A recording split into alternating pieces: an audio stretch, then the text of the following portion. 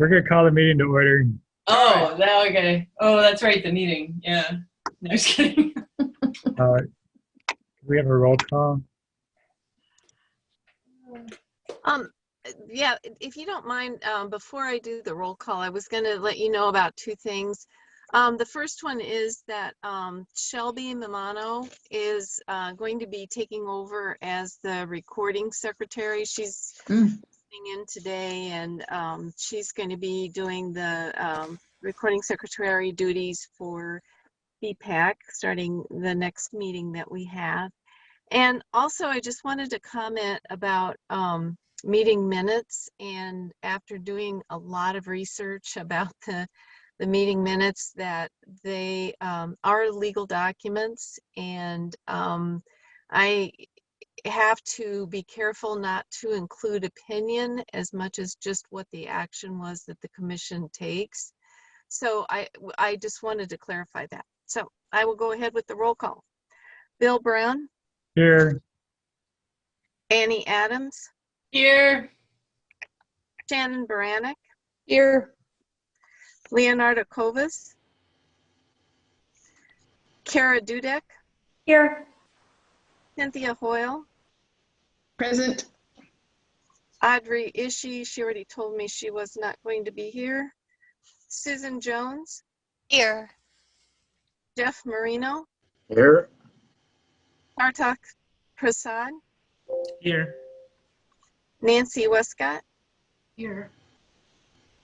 There is a quorum. Is there anyone else present?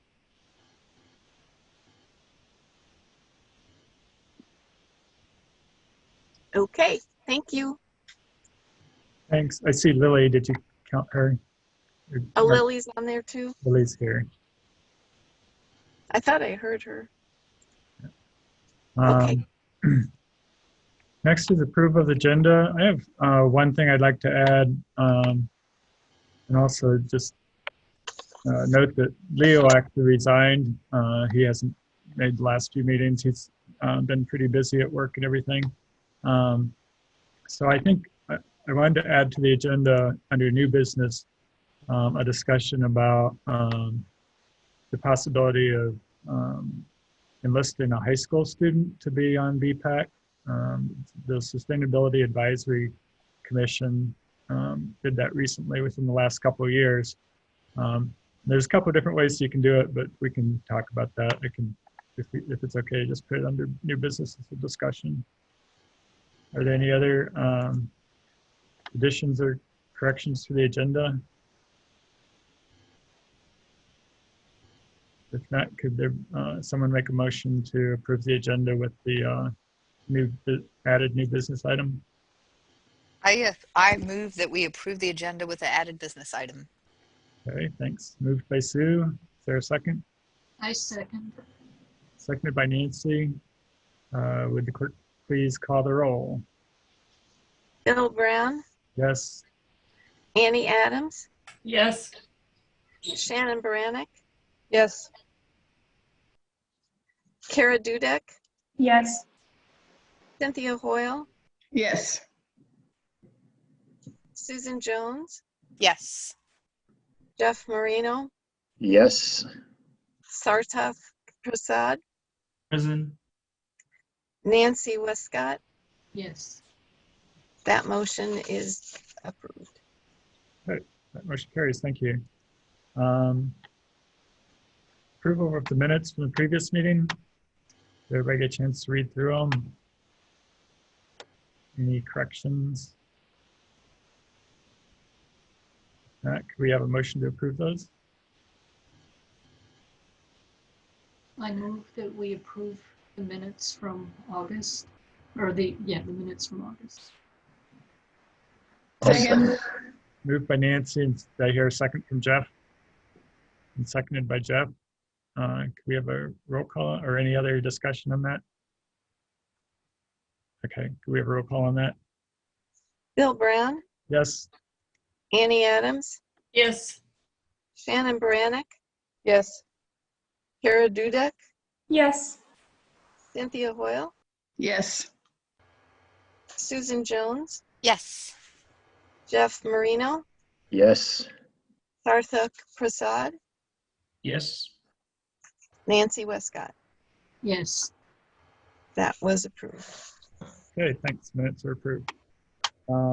Public input. Is there any public out there? Let's see any. No public input.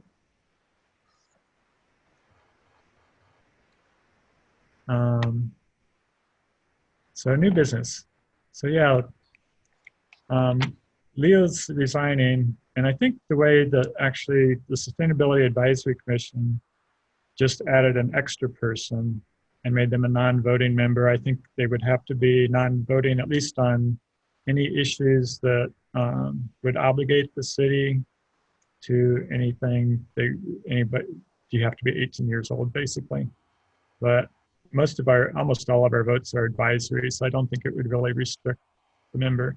So I think we could either, the way they added one member and made it a 1-year appointment that would be renewed every year because students might be seniors already, or they just might not want to do it more than a year. You have other things going on when you're in high school and stuff, I guess. So I don't know. I just thought it's a way to reach out and involve the school district a little bit more. And I mean, Audrey's already our official representative from the school district. But what are your thoughts on that?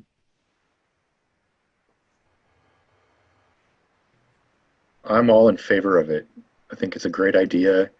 I think it would get a lot, younger person's, perspective on pedestrian and cycling and alternative forms of transportation in our community. And, it'd be interesting to hear from them, but also they would potentially be learning from us during the discussion, and also a way to promote civic engagement. So this, this young person will have experience on a board or commission as they get older, and will want to serve their community, and then tell their friends like, hey, I had this great experience, you should do it. It's a great opportunity to, instead of complaining about things, it's a great opportunity to get involved and actually make change. So I think it's a win all the way around. Anyone else? Cynthia, you did a lot of work in the high school already. Do you think, or with the schools in general, do you think there'd be people interested in doing that? I hope so. They do have a number of students who bike when they have school. So I think there might be some interest. Okay. And if, so when the Sustainability Advisory Committee did it, they changed their bylaws. So we'd probably we'd probably put this on the agenda for next time and change the bylaws. Okay. I think we should specify a high school student. I think the way they did it was, anyway, they had to be at least 14 and under 18. And once they turn 18, they no longer. That sounds good. Qualify. So if they hit their 18th birthday in the middle of their term, they have to quit. But I think you'd probably appoint somebody so that wouldn't happen. So yeah, at least 14. I guess that might be. Why would they have to be under 18? I mean, if they turned 18, then they could. Why would they have to be under 18? I don't know. I mean, we could check with Scott Tess with SAC and why they did that. Well, then they wouldn't be in high school. Yeah, you could be. But... I mean, I get it, but they wanted high school students. But should it be a rule that they have to quit if they were to turn 18 in high school? I mean, people do sometimes be in high school and they're 18. Yeah, you could change the bylaws so it's just that at the beginning of their term, they're a high school student, and then if they graduate, they finish out their term, and then there's a new person that's at the end of their term, appointed or elected or whatever. Yeah, we could say 18 or under. Yeah. Up to full time. We could figure out some way to word it to be inclusive of people that might turn 18 in high school, and also maybe for people that might have dropped out. And Bill, what I like I was gonna say what I really like about this idea is I really think we need to increase the diversity on this panel. Like I think a lot of times people think it's just us talking to each other and it's just our group and it's not little kids, it's not college students, it's not like, you know, it's all people just think it's just, oh, it's just you 11 people every month just show up and tell us how terrible we're doing. So I just think it would be nice if we did get more, if we could figure out ways, and I would be happy to cede my seat if, you know, if we want to increase diversity, if we want to have like a college student, a University of Illinois or a Parkland student. And my second follow-up question is, I mean, I can think of one high school student I know personally who rides bikes, but I don't know how we want to do outreach because we were going to, you know, BPAC was going to have a Facebook page. We had all these other ideas for outreach, and we've never really been allowed to do any of that kind of level of community outreach. So I don't know how we're going to find a high school student. I don't know how we do that, other than just like personally, all of us asking our connections. So those are my two. We could probably work through some of the teachers, or Audrey might have some ideas who to talk to get the word out. And it's not just cyclists. I mean, a lot of high school students walk and or just maybe even are interested in public health, the active transportation aspect of it, or something like that. Yep, it's a great idea. We could be a little creative in writing a job description for that 1-year appointment, maybe, and you know, I think we could get some applicants. So any thoughts on whether it should be an extra, like a 12th person, or one of the 11? And I may have to check that with legal to see if we have to add an extra person, or if it can be one of our 11. Any thoughts on that one? If their votes are not official, I don't see how that really matters. Does it? Well, their votes are official on anything that's not city binding, Oh, okay. which is also, I believe, why the 18 age comes into play, because once they turn 18, they can actually vote, which would violate the terms of their position. So. But isn't what Bill asking, like, essentially we used to have one additional person that could vote. Do we want to reach out and get another person who can vote and then have the non-voting person as well? Is that the question, Bill? Yeah, I'm sort of confused. I thought they were advisory. Yeah, I think for the SAC, they added the person as an extra. They still have 7 regular appointees with 3-year terms, and they're all voting members, and then they added this extra person. So maybe that's the model we should follow. Because an advisory position doesn't actually vote. Yeah. And I actually think that would be better. I think that's asking a lot out of a 15-year-old to study and understand and vote on issues. I think that it would be better to hear their thoughts on issues, but not put them on the spot of having to vote on. Yeah, I like the idea. I think, Bill, it's a really smart way, because we keep asking for community feedback. I think this is a really smart way to get community feedback from people that are not just us. You're essentially just asking people to attend a meeting once a month, and if they have ideas or thoughts, they should just input. And it would be great if we could get a university student. I think that would be really, really helpful to us. So I don't know if that's something of interest either, as just an advisory, 1-year advisory position, unless we want Leo's position to be. Well, I mean, we could recruit. I mean, if we're going to add another advisory position for the high school age student, then we could recruit a university student to fill Leo's position. But I think it would have to be open to anybody to apply. But we could certainly try to encourage university students to apply. Unless we end up changing the bylaws, and you know, we could require one of the 11 to be a university student. So that's a thought. But yeah, I like because I think a university student would probably feel like they couldn't serve officially on the Urbana BPAC, because I don't know, I might not be here next year, and I'm not, you know, is 1 year just enough to even get a feel? Like, that's again what I like about the idea of the 1 year. It's a 1-year appointment. It's advisory. you know, we're just, you know, it's like, and it's, so it's just sort of a nice, it's very, I think it's really smart. Instead of just the full commitment that's asked of the rest of us, because it takes you a while to begin to understand like what the language is and what are the restrictions and what can and can't the city do, and you know, it's a little bit of a, you know, so that would be my thought. Okay. I like your thoughts. I do. You know, fresh voices are just good. Yeah. Plus, it would also contribute to their professional development as well, right? Like, Yeah. know what a Yeah. real world Yep. council feel is. Yep. That's what I was Look good on your resume. Yeah. Yeah, I think it's a really good idea. And I think it's a great way for like the city of Urbana to be like, no, we love our, you know, we love our University of Illinois students. We're so fortunate to have them here. We're trying to find ways to make that connection. I think it's just a really great, you know, again, 1 year advisory position. Obviously it can be renewed if they're going to be here 4 years, 6 years, you know, we bring them into the community forever.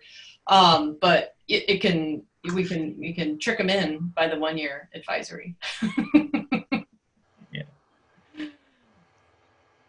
Okay. Any other thoughts on, and the other thing I'll have to ask with legal is how it impacts majority of the quorum, because if we go from 11 to 12, then the new quorum would be 7, majority of the quorum would be 4. So would that mean that 4 of us could meet outside the meeting? But if it's just an advisory position, it might not count. And you know, the other thing, Bill, I really like about this advisory position thing is I think a lot of times people feel like they can't give input because they feel like they're not experts. Like they're like, I'm not an expert in how the sidewalk works in front of my house. I'm not an expert in, you know, like people, I think I like the idea of like, we're just, you know, do you walk a lot? Do you bike a lot? Do you take transit in the city of Urbana? We're really just we would like you to show up for 12 meetings. It's a pretty low commitment. We just kind of need feedback on how well we're doing. That's all we're looking for. So I just like you don't have to be an expert. I think people feel like to be a commissioner, you really have to be an advocate and you have to be really passionate, which is what all of us are. So I can see that being like, that's not my game. I could care less. So. Okay. Good thoughts. Anything else anybody wants to add on that subject? Okay. Not then let's go on to unfinished business. We have a Vision Zero resolution. This is the actual one that we would recommend that City Council adopt. You remember when we did it earlier this year, it was a communication resolution from BPAC to the City Council recommending they do this. And then they said, okay, go ahead and draw it up. And that's what we did finally. So I want to just go through it a little bit. I could read it, or. Can you screen share it and maybe just. Yeah, I think I could do that. That might be the best. And I don't know. Is that okay with everyone or? Yes, please.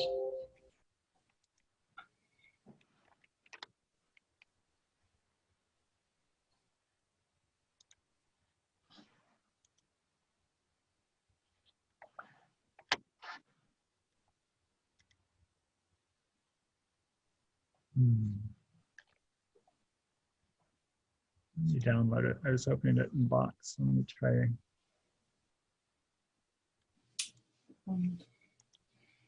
I might be able to.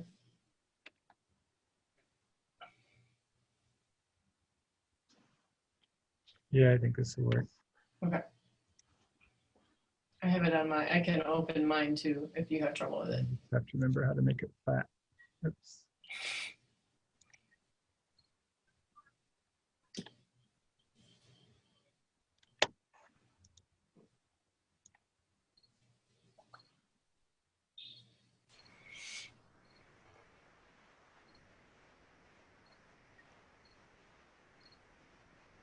Okay, screen share.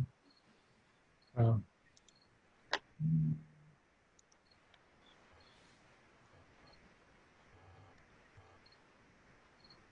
Jason, are you there? Screen sharing is Jason's not here, disabled. but I am watching. Hmm. Let me see. Yep, it sure is. What's the issue? Uh, hmm.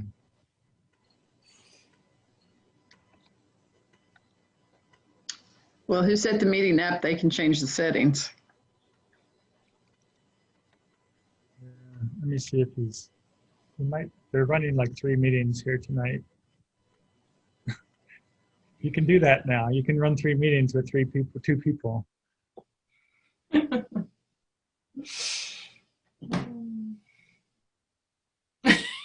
Bill's just gonna physically walk over. I want to share a PDF digitally.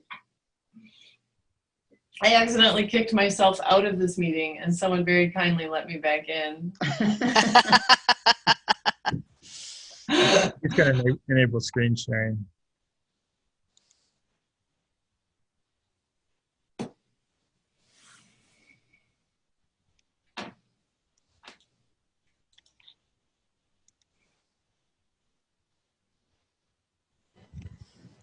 You should be able to share your screen now. Okay, thanks.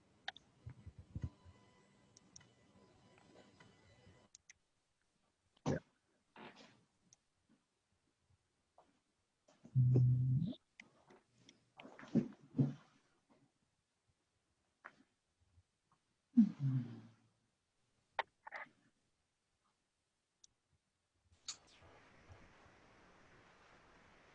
Can you see it yet? Yes. Yes, sir. Is it big enough? Yes. Yes. Thanks, Jason. Okay. So, whereas City of Urbana aspires to reduce the number of fatal and serious injury crashes on its streets to 0, and whereas the 2019 Long Range Transportation Plan report card indicates worsening traffic crash statistics for the metropolitan planning area in recent years within Urbana city limits, including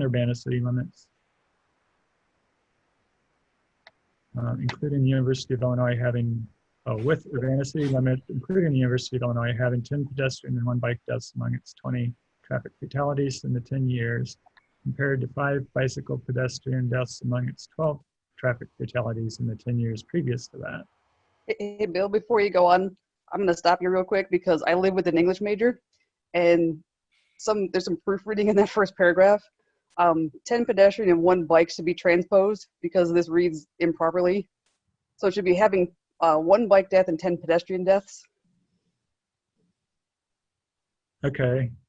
And then it's 20 traffic, those should be the, because it's is a vague reference that doesn't quite make sense in this whole big paragraph. Yeah, it's kind of a mouthful in that paragraph. Yeah. Do you want me to, Bill, I could open mine and make edits. Okay. Let me see, but wait, we gotta slow down though. Well, I could probably do it too. You think so? I don't know. Okay, so city. I also made notes on my own hard copy in case anything gets missed. That way everyone wants to check to see what I said too. So that's what happens when you live with someone who writes for a living. No, I get it. I obsessively drop things into Grammarly, so I don't know if that's a. No, I don't think it doesn't let me edit it. You're not gonna edit it. Let me see if I can. Looks like I can. Okay, so 2019 long range trans blah blah blah worth blah blah blah blah. In recent years, the University City okay, having, all right, what was your edit? Having 10? Switch the 10 and 1, so it says 10 it says 1 bike and 10 pedestrians in that order. That way Okay. the deaths plural makes sense. Okay, control cut. I'm sorry, Apple cut. I'm on a Mac. 1 bike and 10 pedestrian. Yeah. Because otherwise you're like, what? Okay, I get it. Well, that makes sense. Okay, 1 bike and 10 pedestrian deaths among the. Yeah. Yeah, and, among the, yeah. And then it'll be again before the 12. So those 2 it's of the. And okay, and bicycle / pedestrian deaths among The 20 traffic The fatalities. 12, nope, the 12 traffic fatalities in the 10 years previous to the 1998-2007. Okay, So there are two thes now where there were its. Yes. I believe so. Okay. I do wonder, could we change the word crash to collision? Somehow whenever there's a car pedestrian, I don't think of a crash, I think more of a collision. I don't have a real strong feeling about this, but it just seems to me that collision would be a better word. Cynthia, is there a standard? Well, the reports themselves actually call them accidents. Ugh. And so the report card, I don't think uses the word crash, and there could be some quibbling with the definition of collision. So I don't know, we can take a look at that, but crash is the term that's most often used instead of Accident. Yeah. So even with pedestrians?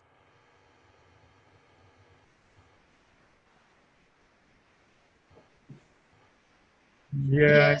Because there are actually fatalities in which there is not, I mean, technically there's not a collision between two vehicles. They're like bicyclists bike into poles or fall off their bikes. That hasn't happened here. We could say traffic injury statistics. Well, then we have to say, Or traffic fatalities. you would have to say injuries and fatalities. Yeah, we aren't talking about injuries, we're just talking about fatalities. So we could say traffic fatalities instead of crash statistics. Yeah, I guess in that line, in that whereas we could. All right. Well, that first line is overall. It's not specifically just for the fatalities. That's covering the rest of the paragraph. Right.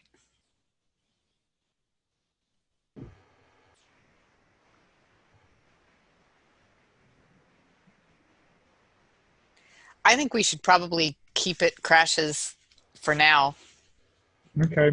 And consider that, because if crash is kind of what has been used, let's be consistent and then maybe take some time to research it. Okay. And ready for the third one? Whereas the city of Urbana supports and encourages the efforts by our regional partner agencies to prioritize safety improvements for people walking, bicycling, and using mobility devices, and to eliminate deaths and serious injuries on our entire transportation network, including all motor vehicle transportation. Whereas children, seniors, people of color, people with disabilities, and people in low-income communities face a disproportionate risk of traffic injuries and fatalities. And whereas the local Safe Routes to School program works to ensure that thousands of Urbana school children are able to walk and bike to school safely. And whereas traffic-related deaths and serious injuries are preventable. I'm gonna stop you right there on that one. Okay. That is a very definitive statement, which is currently proven to not be 100% true, because there are still traffic deaths. And with our first, Doesn't say 100% preventable. but with our first statement, we're working to go to zero. This kind of like, I don't think you're gonna get this one past Jim Simon. It's a whereas. It's not a commitment. It's a justification. That one wasn't, I looked through the Vision Zero website, and that one wasn't even in the proclamation of the mayors. So I was actually looking to see where that may have came from. It came from one of the other Vision Zero resolution examples we looked at. I forget which one. Do you remember, Cynthia? Yes, it was the, I think it was the Tucson. I just don't like that one being in there with such a definitive statement, because Or should we change preventable to inevitable? I think we How should take about- the whole line out, because the first sentence actually in the first whereas really covers what we're trying to do, is reduce the traffic fatalities. Like, that is the purpose of our Vision Nope. Zero. Vision Zero says we want to make it zero. Right, but that's covered in your first whereas. Well, I mean, there's really no sense in even doing anything with the traffic network if traffic crashes aren't preventable, is there? Why would we bother? Yeah, I mean, theoretically, if you remove all cars, you're not going to have any deaths or injuries. Now, obviously, that's a gross overstatement, and nobody's going to do that. But in theory, it is preventable. There is things that you could, and there's a middle ground there where you're trying to reduce it. And is it likely to be eliminated? There'd be significant improvement. Yeah, I mean, this isn't science fiction. Are preventable. Right. Yeah, they are preventable. Absolutely. Absolutely. With proper road design, absolutely preventable. Except for the guy who had a heart attack on Lincoln Avenue and killed a student. Well, Right. Listen, we aren't saying all traffic-related deaths and serious injuries are preventable. We're saying traffic-related deaths and serious injuries are preventable. Maybe add the word most. I don't know if you even have to say anything else. I mean, if there's one that's preventable, it's preventable. I mean, if you don't drink and drive, you're preventing a traffic-related death probably. And the guy on Lincoln he was convicted of having drugs in his system and of having a diabetic attack. It was preventable. So, I mean, I think all we're saying is that In general, right. In general, they're preventable. It's not saying absolutely everything could be eliminated. yeah, I mean, I think what it's saying is the more work you do to prevent them, the more you're going to prevent. Whether it's infrastructure or education or whatever, it's directly related to the effort, the prevention effort. Is there a better way to say that? I'd say mostly preventable, but I'm still on board with that line needs to go, and we stick with our very first one, which is we're working toward limiting everything to zero. Why does it, can I ask like why, to me it just makes perfect sense. I don't know why. Yes, it does to me too. I would agree. I like it as is. I will also add that when I talk to people about Vision Zero, there are many people out there that can't even conceptualize the fact that you could have a system where nobody gets injured or died because it's just ingrained that cars do 60 miles an hour on 4-lane arterials and there's going to be accidents and people are going to die. That's just how it is. And the fact that there's a different way to do things is the whole point of Vision Zero. Yeah, I mean the point is like if you drop fatality, if you drop injuries with pedestrians and cyclists, you're actually also dropping your car accidents, you're like, cars hitting each other and all sorts of things. I mean, it's a safe, I mean, these are just basically safety measures. It's saying 2-ton machinery can cause accidents, and how are we going to create systems that create safer places for people to be? And like, Mothers Against Drunk Driving, that's a great example. They've done a wonderful job to help make these things preventable. So. Yeah, I know the city is, and maybe the engineers are a little sensitive to some of this because they think that we're saying that all of it is engineering related, but I don't think that's really, I mean, a lot of it is, but the focus of Vision Zero encompasses more than that. So, if someone had paid more attention when they were walking across the street, or if someone had paid more attention when they were turning, that would have prevented an accident. Right. And so I think accidents are preventable. About the only thing it's not is maybe a lightning strike. Yeah. And I do disagree with this on the stance of engineering because one, I've been told engineers kill people, and two, when something does happen, they look at the engineer and why didn't you make this preventable? It says it right here. So I do object to this, and I will vote no against this, just on record, if this stays in here.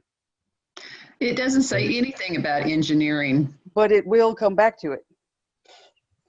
Well, people can come up with all this kinds very of things. committee had people come to it and say engineers kill people. So I do not want that in there.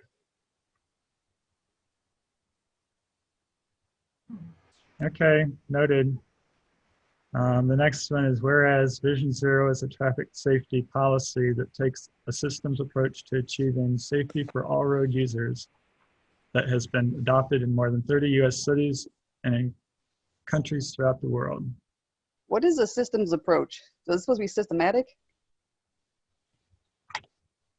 We can bring up Yes, the, we are using different systems. We're using communications, we're using encouragement, we are using a systematic approach with specific measures and procedures in place to achieve safety for all roadway users. So you said both systems and systematic in the same sentence, so I'm still confused on if this should say systems or systematic.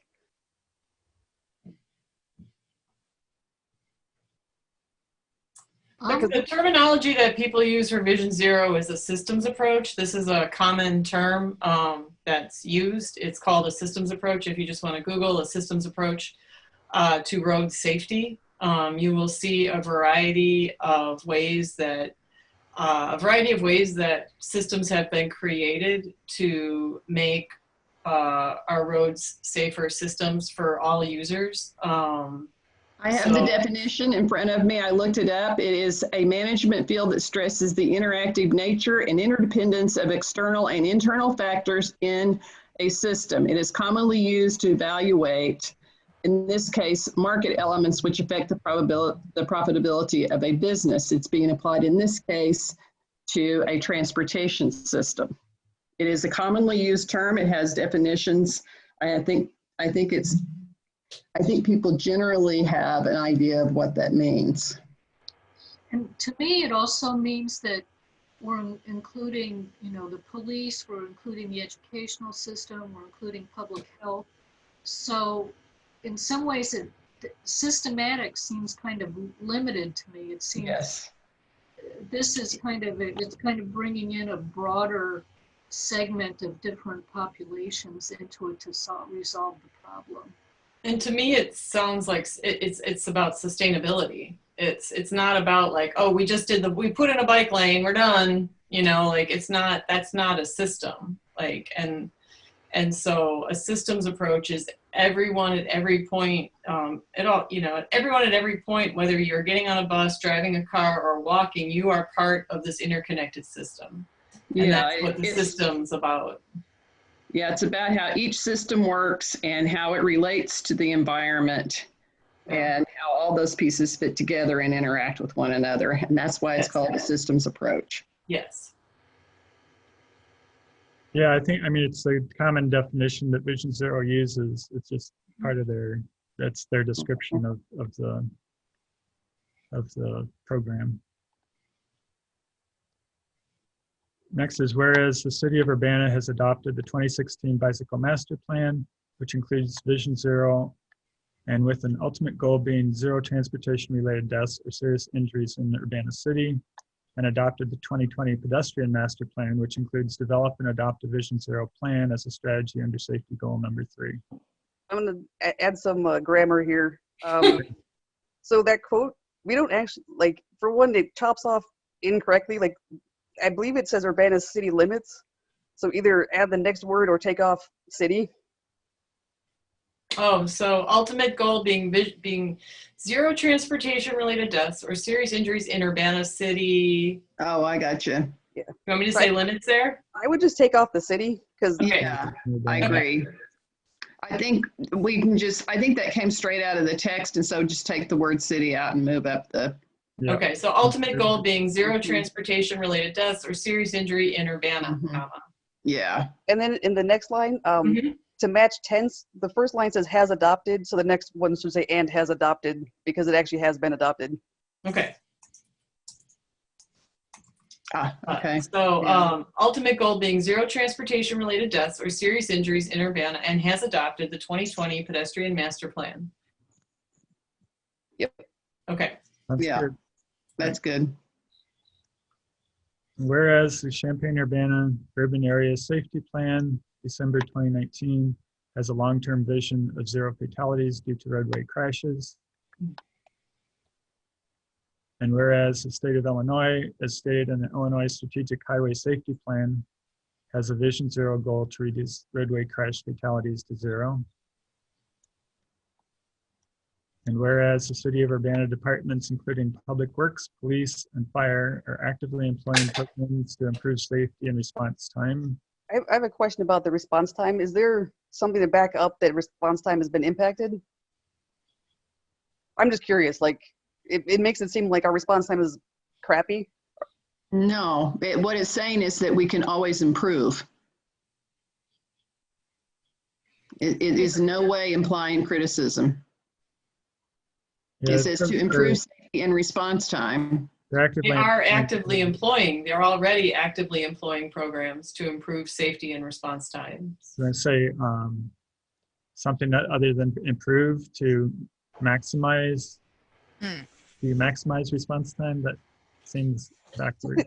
Technically, you'd minimize response time. You don't want to make it like 15 minutes. To optimize safety and response. Yeah.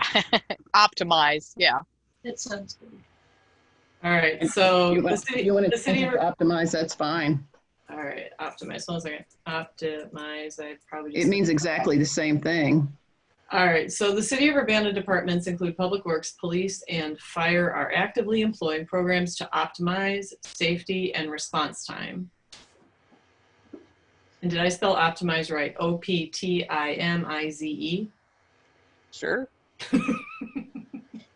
Optimize. Spell check doesn't complain. I won't. Okay. I do spelling. All right, good, thank you, yeah. That's it. The fact that I could actually read the letters too and you agreed, I'm in the right world. Okay. Whereas Vision Zero builds upon those existing programs to help meet the council's adopted performance measure to achieve a reduction in the number of fatal and serious injury crashes to 0. Not for the big words. Now therefore be it resolved by the City Council of the City of Urbana, Illinois as follows.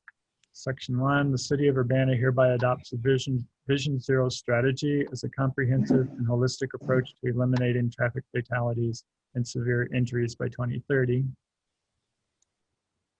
Section 2, the Bicycle and Pedestrian Advisory Commission shall establish a Vision Zero task force to develop a Vision Zero plan for the City of Urbana. I have a question on that one. Would it be BPAC members? Because what about the whole majority thing? Because that seems a limited number of people on that one.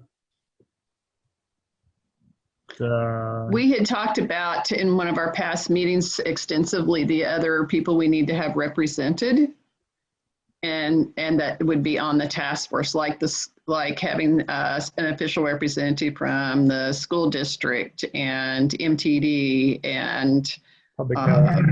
yeah, various other entities, the police department. And also weren't we also told we cannot use any city staff time for this, correct? As far as I know, unless that's changed or unless we get a grant or something. Yeah. So that would limit police, fire, and public works if you can't use city staff time. They serve on various task force throughout the community. So are we saying that the city staff are no longer serving on any committees or task force outside of the city? Well, that's what you guys made it sound like. That's why I was confused, like with what Annie just said, like. I think she was saying staff support. In other words, that you would be providing staff support for the task force. And we were told that there would not be staff support. But engagement is an entirely different thing. Yeah, it would involve that time. I mean, it would involve somebody from Public Works and somebody from the police department probably. And I don't know how often we would plan to meet, but I think we were talking about quarterly.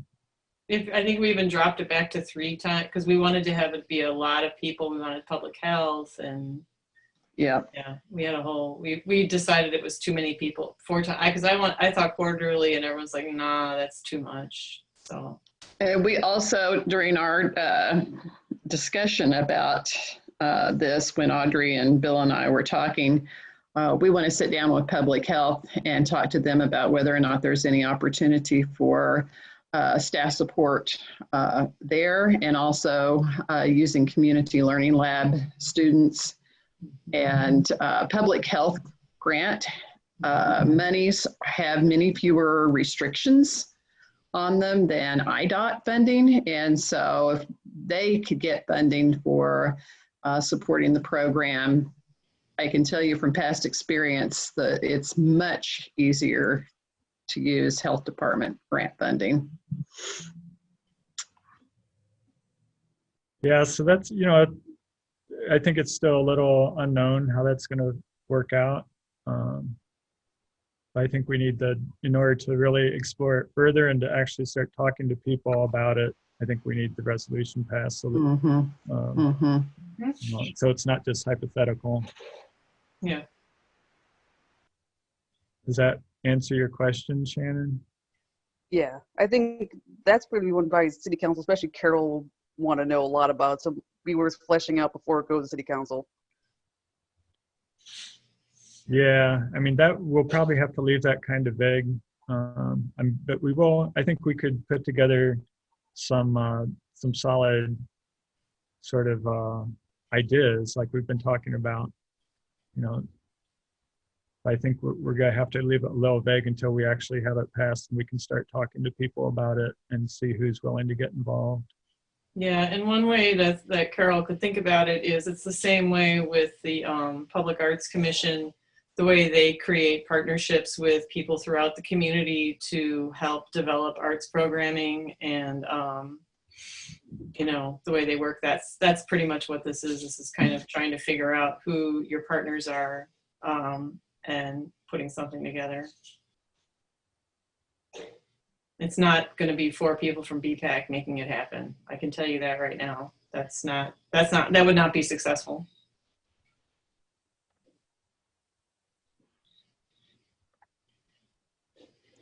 Okay, any other thoughts or anything you want to go back to?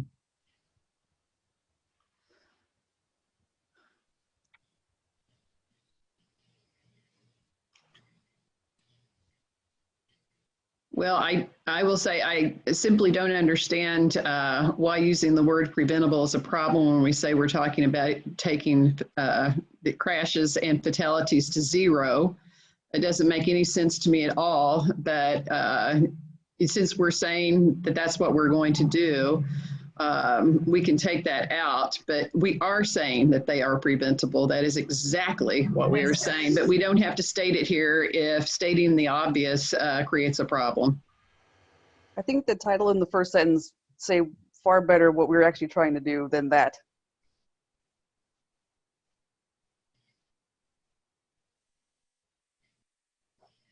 But I kind of like the simpler language. You know, the simple language is clear. Like, we should be able to prevent this. Yeah. Oh, we can prevent it. We know that we can. Right.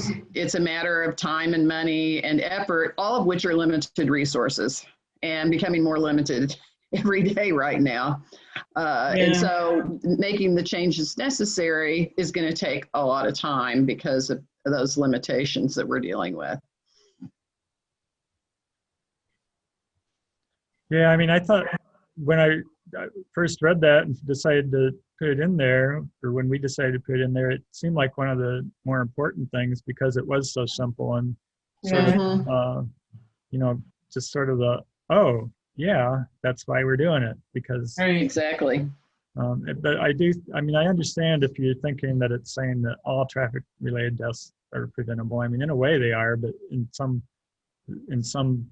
you know, random fashion when you get down to a certain level.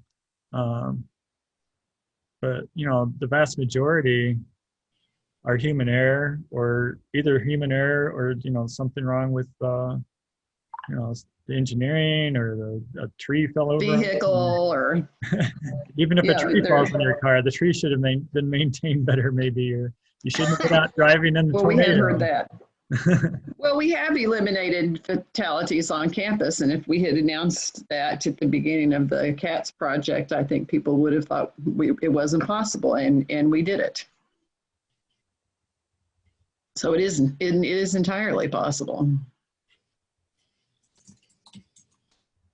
That was a lot of money and effort by a lot of people to make that happen. I have to say, I do like the simplicity of it. in part the beginning, it is so wordy that.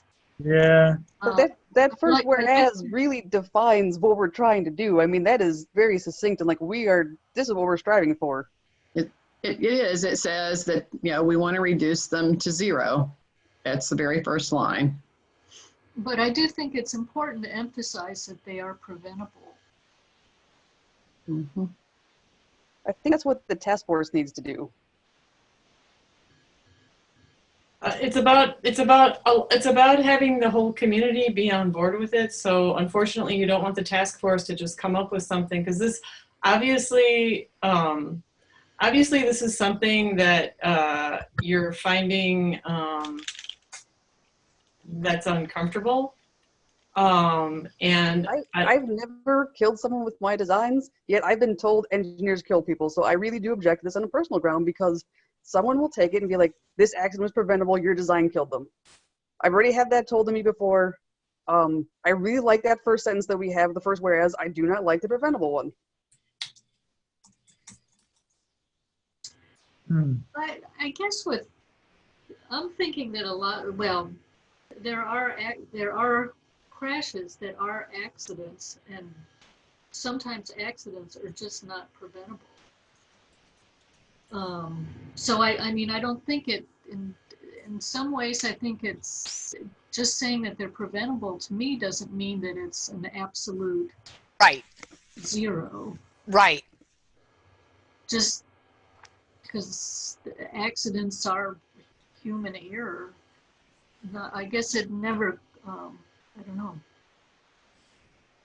I mean, from my experience in being in accidents, the vast majority of them have been human error, but you can prevent human error if you're, more aware, or you anticipate, the situation better, or, you.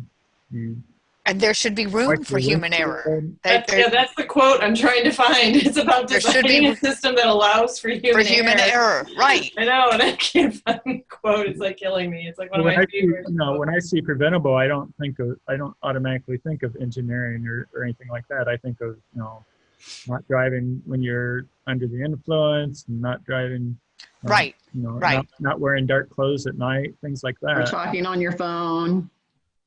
How do you stop a deer from running out in front of you? Well, in town, you could be driving slow enough that you don't get injured or killed. That's right. I think, part of it. When you're on a highway, that's a whole nother matter. I will tell you, I am always very, very cautious early in the morning or around sunset going down Race by Meadowbrook Park, because deer are not very bright. But on the other hand, seat belts and airbags have helped make things more preventable. Yeah. I mean, and that's part of Vision Zero is, improving survivability of crashes. Yes. See, that's something better to add than a blanket preventable. Like, because we're currently we don't have 0, so we're working towards 0.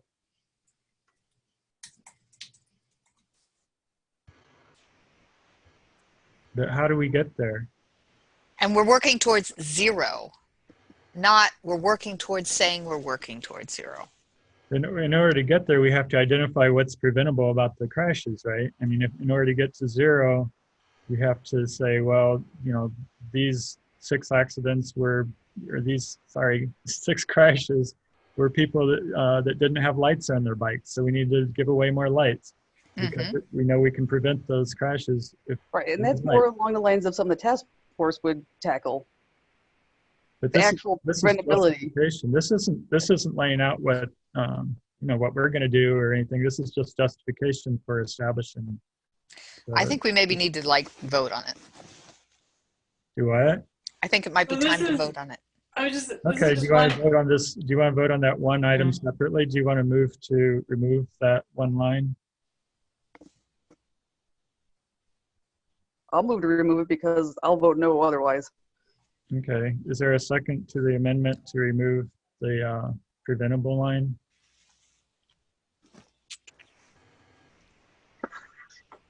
Okay, was there a second? Okay, seeing no second, that amendment failed. So now we're with the full motion, or is there a motion? We don't even have a motion yet, sorry. Is there a motion to put this on the floor? Well, I'll move that we approve the resolution to go to the city council. I will Okay. second that motion. With Annie's changes, or the type. Yes, yes, This is- with that's the correct. grammatical Grammatical fixes. changes, okay. Now, Shannon, do you want to try it again, or you want to just vote? You guys reprove that it doesn't matter, so. Okay. Okay, then we'll just have a roll call vote on this then. I mean, is there any more discussion?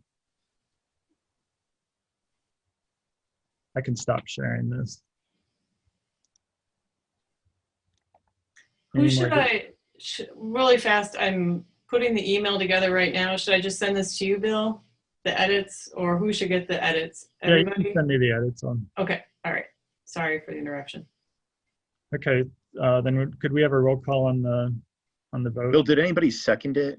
Yeah, Susan did. Susan did. Susan did, yeah. Are you ready? Yeah, Okay.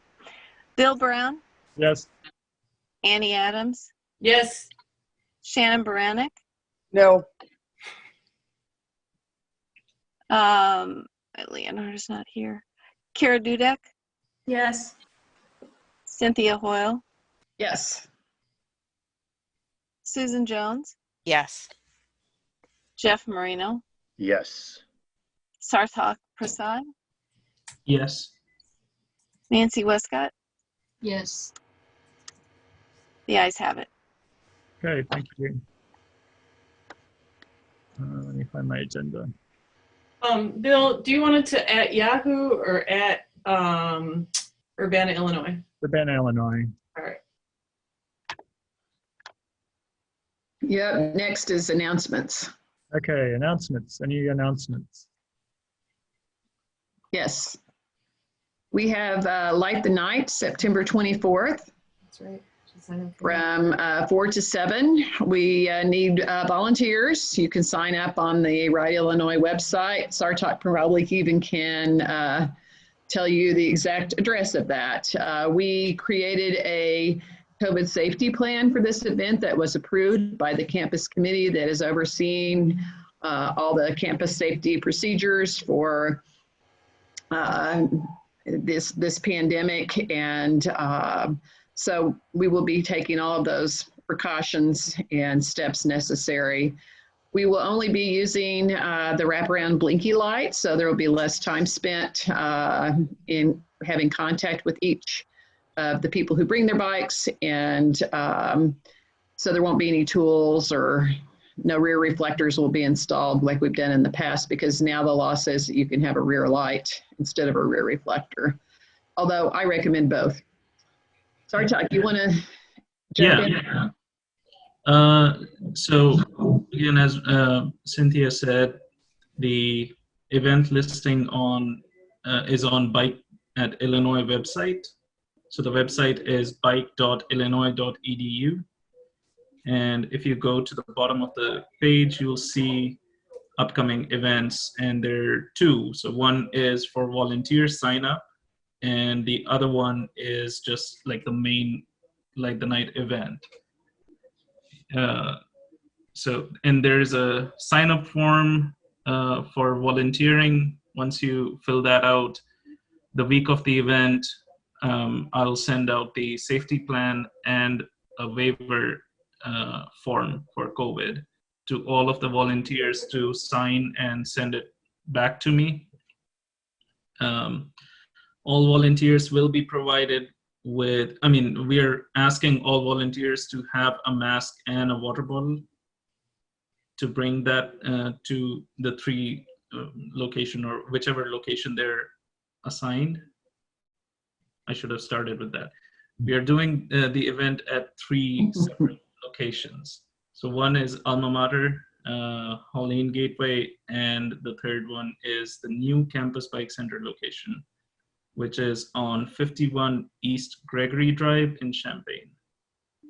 It was the old BNAC building opposite to the personnel building. So the volunteers, we're asking them to bring masks and water bottles. If they don't, then we will provide them with masks and water bottle, because we are also getting the big Gatorade containers for volunteers to refill their water bottles. There will be hand sanitizing stations as well, and MTD will provide gloves. And what else? Do you have to sign up? I'm signing up right now. Do you have to sign up for the whole thing? There are three options. Okay. So one is a 3:30 to 5:15 or 5:30 shift. Okay. The other one is 5:15 to 7:30 shift, and the third option is the whole shift. That's 3:30 to 7:30. Okay. Yeah.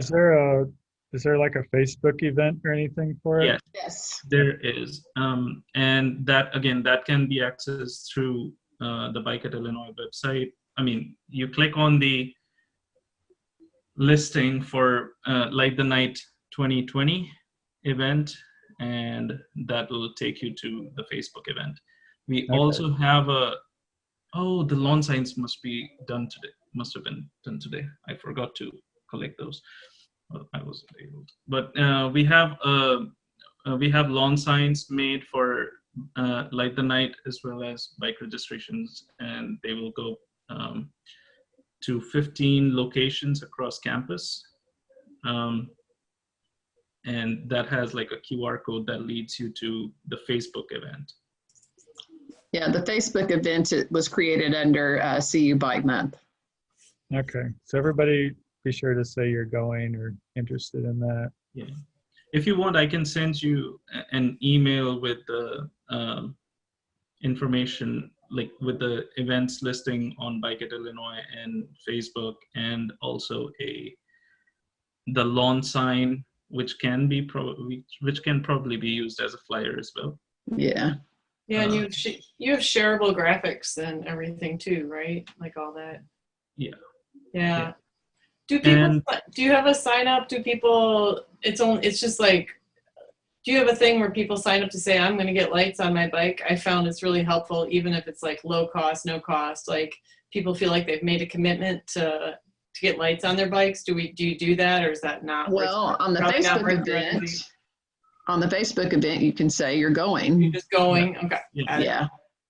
And we don't have a registration sign up for those who are attending, because it's basically, we usually get people who are riding along, like quite a few write-ups. Mm-hmm. Okay. So there was, I think that's all about Light the Night event. There will be a press release going out about the event next week. Like this event, it has been posted on several university calendars already. But yeah. Cool. I suspect you'll get a lot of volunteers, because people are looking for some in-person kind of thing they could do. I don't know. We're hoping for about 40 to 50 volunteers. Okay. So far, I have 18 or 20. Great. So we still have a week. Tomorrow, I will actually post it on CU Volunteer as well. So spread it around, send it out to any groups you know, organizations. You don't have to be, anybody can come. Yeah. Yeah, I'll share it. I'll do graduate college. I haven't had time to share it on graduate college. So. Oh, yeah, I have to do the CCCL email list as well. So I'll share it to them. And if you put links to your, like, obviously put a link to the Facebook event, or if you've made like on Twitter, something I found really helpful when people send that stuff out, they're like, and here's the post we made, and then all I have to do is click on that and retweet it. Okay. I find that very useful. Pretty sure there is a Twitter update for Light the Night. Yep. but Probably if is. not, we will have it in the next couple of days. Yeah, but you can also put it, what I'm saying, when you send it out to the CCC list here, it'll be like, Yeah. here's a tweet, you can retweet. Yeah. Like, Yeah. just super simple. I'll do that. Cool. I'll do that. Yeah. Cool. Thank you. Thank you, Annie. No, yeah, no, thank you for putting all this together. It's fantastic. I have another kind of an update on the bike registration system. Okay.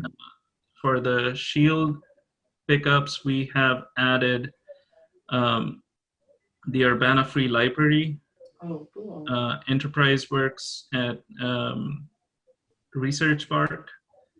So overall, now we have 8 locations that will be open, like with Campus Bike Center. And they were open, but then they were closed over the last couple of weeks because of the outbreak.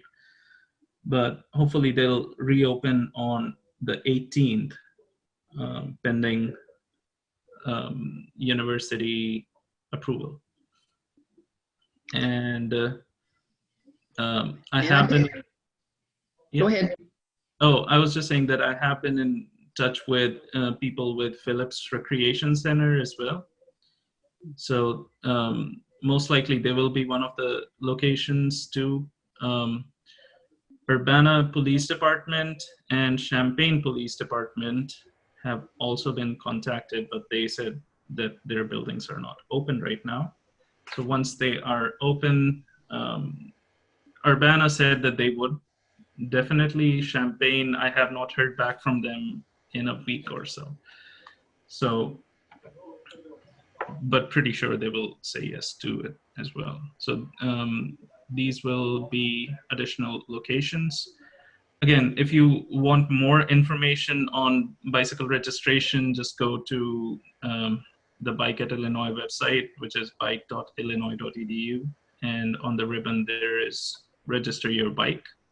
Or you can go to go.illinois.edu/mybike.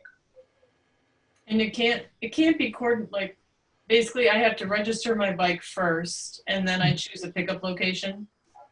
You don't have to. So it's like the process is you make the $10 bicycle registration fee payment. You will receive a confirmation email. At the bottom of that confirmation email, there is a link to the university's landing page, like the registration systems university landing page. On that, there is a drop-down menu for your desired Shield pickup location. Okay. So you can select it there. There has been issues with that some people don't actually see, like when they click on the link, it actually takes them to the default website of the registration page. I mean, and that's not associated with the university, so they don't see the pickup location. In that case, I don't remember choosing a pickup location. Maybe I did, but it was very fast. I just went into Neutral Cycle and gave them my number, and they gave me my Shield, and that was that. Because I was wondering if there's a way to cross-pollinate the Like the Night and the Shield stuff, but maybe it is just a matter of a QR, like a big a sign with a QR code that people can hold their phones up to that takes you to protect your bike and with Shield or something. Yeah. We are going to use the registration information to advertise Like the Night, because I mean I have access to all of the people who have registered, so I can email them, and that's on my list. That will go most likely on Monday or something. But we cannot connect them. Okay, thanks. Any other announcements? Bill, could I talk about Crystal Lake Park and the ITEP grant for a moment? Sure. I do have a site plan if it's allowed for me to share my screen, but if not, I could just talk for a moment. What do you think? Are you able to? It looks like I'm able to. Okay, go ahead. Okay. Are you able to see my screen? Yep. Yes. Yeah. Fancy. Okay, so as part of the ITEP grant along the south side of Crystal Lake Park, we also did the preliminary engineering on the section that goes from the corner of Park and Broadway northward. North. Yep. So you can see this is the cutoff of the existing project. This Mhm. is the planting bed. You have, you know, like the entrance to Jimmy John's is down here. And so as part of the lake work happening right now, this bank is being prepared for a 10-foot wide path as opposed to the Yay. existing 4-foot wide sidewalk. Wow. And it doesn't really look very fancy right here, but then you can kind of see it'll have a meander to it, just like the path on the south side. Mhm. And there's a plaza being constructed right now, just kind of a stone council ring type seating area off of Broadway that it'll be connected to.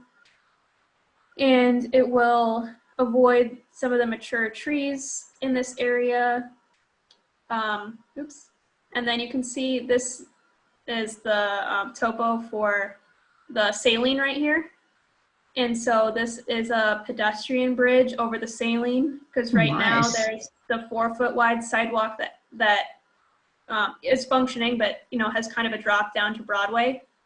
Something that will be looked at much further during the design though is grades and how pedestrians will cross over the park road here.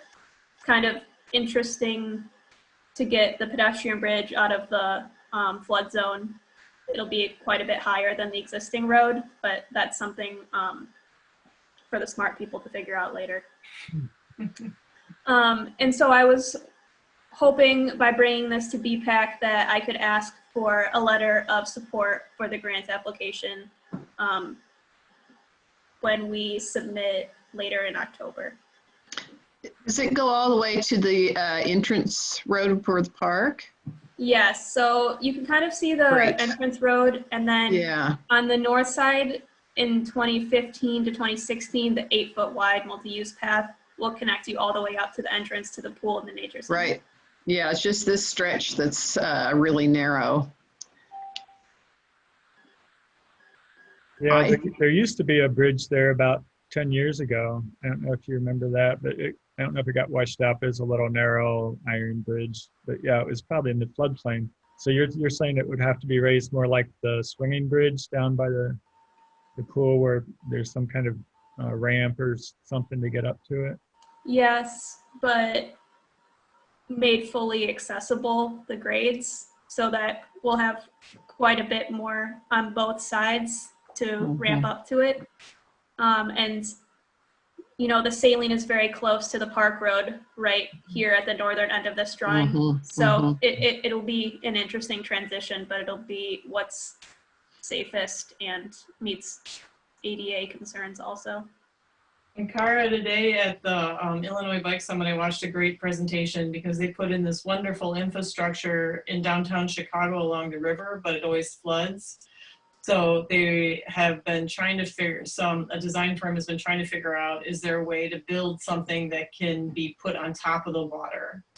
A So floating infrastructure. That's what they do in Denmark and Holland is they have floating. Yeah, so They they're even put working houses on floating infrastructure. It's very interesting. Yeah, so if you need, I took some pictures. I took, you know, crappy iPhone pictures of my screen. So if that's of any use to you, it's probably not. But if it is, that was very exciting to see.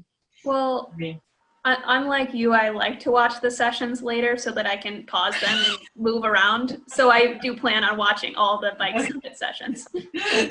So that was the one that was happening during advocacy. And so I had to go watch one on infrastructure. Yeah, Tim Gustafson did that one. Well, Okay. I would think we could certainly give a letter of support. Bill can sign it. I'd be happy to sign one. It's amazing. Do you have examples or? Yeah, a template. Yeah, I can send you a template within the next week or two, and then you'd have like around a month to turn it around. Okay, would it be better if we passed a resolution in support or just had the chair sign the letter? I don't think they look at it either way. They just look at the letters, Okay. in my experience. I mean, if, I could talk about it in the narrative more so if there was a resolution, but the letter of support will be really helpful regardless. So that's up to you. I think Jeff is our resolution guy, so I think we need him to. Thanks, Annie. Well, I was just going to ask, do we have the authority to pass a resolution or just make a recommendation to? You can pass a resolution from VPAC. A resolution is really just a way to communicate that we voted on it and we were mostly in favor of it. Yeah, I would. I think that makes a lot of sense. I agree with Cynthia that the letter is the most important thing, but I do think if somebody were to drill down and say, this isn't just from the chair, this is from the entire BPAC, that would have a little more weight. It doesn't, it doesn't hurt to do it. Yeah. So I would move if there's that we. time, we could do that. Do you think will that be in time if we do it at the next meeting, Kara? Or? Yeah, it'll be like the week that I mail it probably. Okay. Bill, this is Barb. Could you possibly just make a motion that allows you to draft a letter of support or to sign a letter of support, and then you could get it done? Really, we can't make a motion on anything that's not on the That's agenda. true. This That's wasn't true. on the agenda. But I mean, yeah, either way, I could write the letter and we can think about whether we want to do a resolution. How's And that? it'll pass, Kara. I mean, so you could, pencil it in, and we just have to get it on the, you know what I mean? Just get it on the agenda and just, yeah. Okay. Well, yeah, if you send me a template or example letters or something, I can put something together. Okay, thank you. Any other announcements? I don't have an announcement. I just want to ask one thing. Is there a mailing list for BPAC that I can send an email to that'll go to all of you, or how should I send an email? Yeah, we don't really have that. Our emails are all on the website. Yeah, I mean, I have all your emails. I was just wondering if there was Yeah. one email that will get you. A quick, We don't yeah. have it. Really. No, nothing Okay. that convenient. You can send it to me if you want to, and I can distribute it to all the BPAC members. There Yeah, you I'll- go. There you go. Yeah. I'll just do that. Yay, Barb. Yeah. Just remember, Barb's best. and just remember that's what I usually do, just to make sure that I don't accidentally start conversation with more than two people. Right, Kind of right. a safe way to do things. But if you do, copy everybody's email into your own email to send that out, just remember that, we can't have conversations with more than 3 people, according to the Open Meetings Act. So be careful. Yes. I mean, it's okay to send out information that way, but then if people start replying and other people start replying, it can Yeah. get messy. Yeah, I put it in blind copy, and that takes care of the problem. Okay. I'll just send it to Barb. That's it. I'll send it out for you. Yeah, thank you. Thank You're you. welcome. Any other announcements, questions? Oh, I have it's just more of an announcement of there's something I had wanted to have happen. I work at the University of Illinois, and our building where we work has been moved to Green Street, across the street from Legends, also known as the old Urban Outfitters building. So I took pictures because we're going to send a "We've moved" email, and I noticed that Legends and other businesses have taken over an entire lane of traffic, and people are now sitting in the street on Green Street. So that's pretty exciting, I think, and wonderful to see. Yeah, very cool.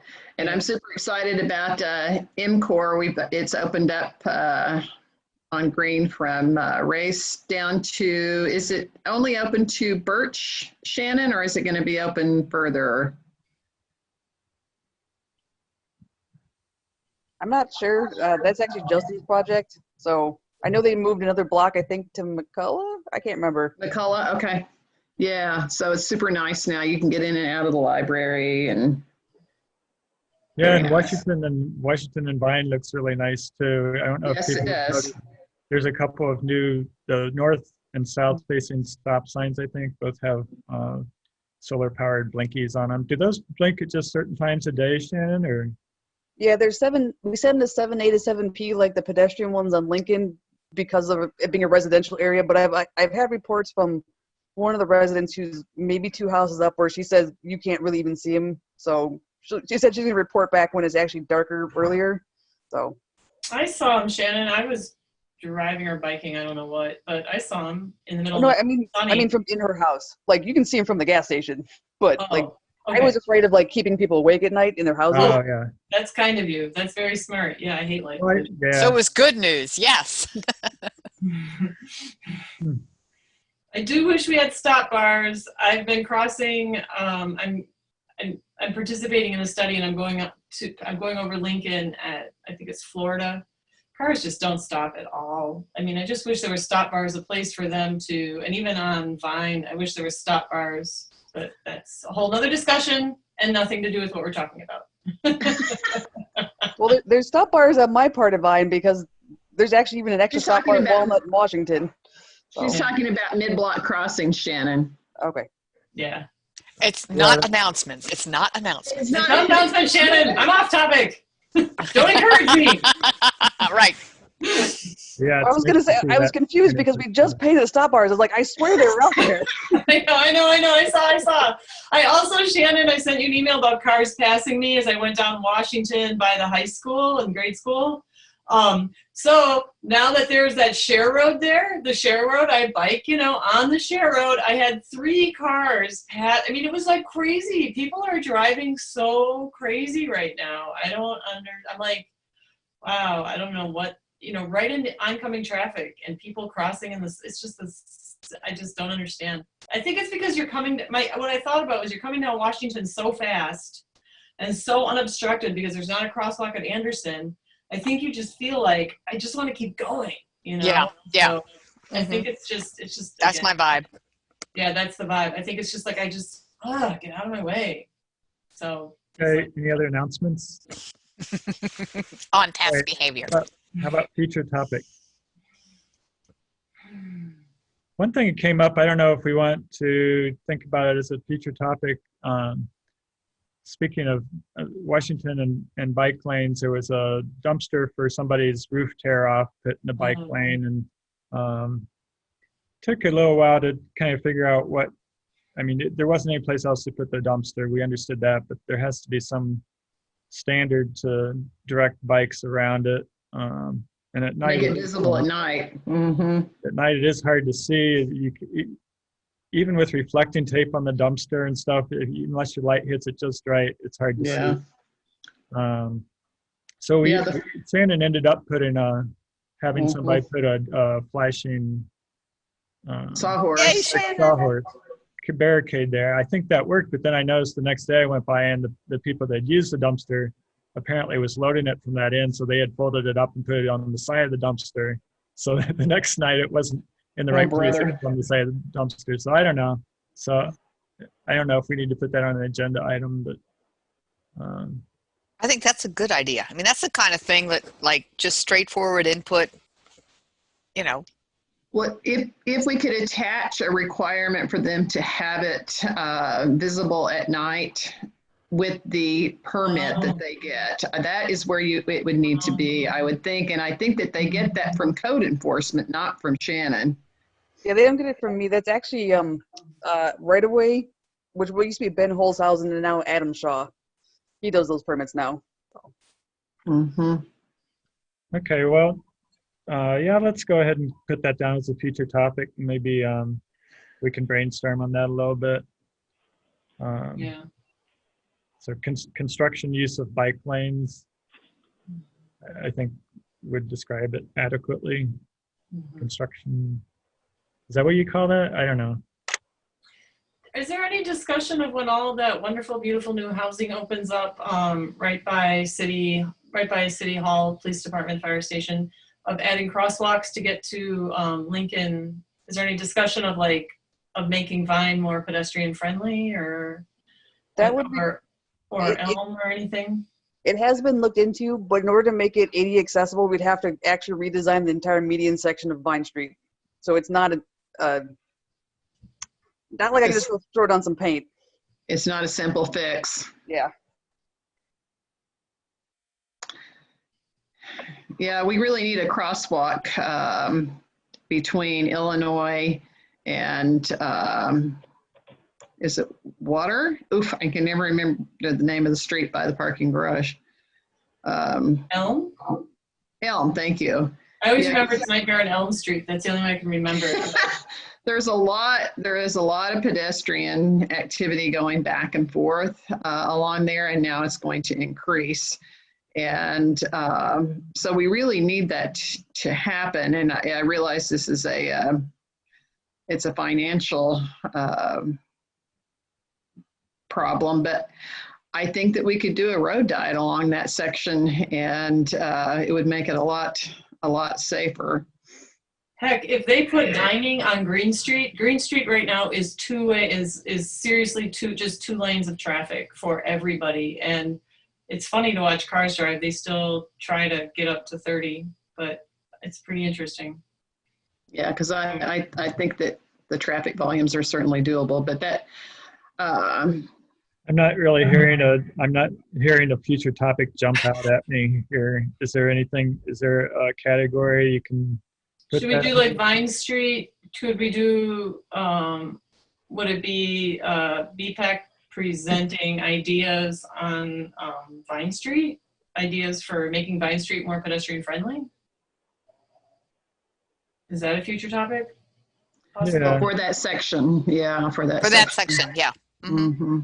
And I mean, we'd have to keep it to, well, yeah, okay. I mean, it's just, seriously, we don't even have a vote, and it seems like, so it sort of just seems like at this point, we're just kind of presenting ideas and sharing our thoughts. Yeah.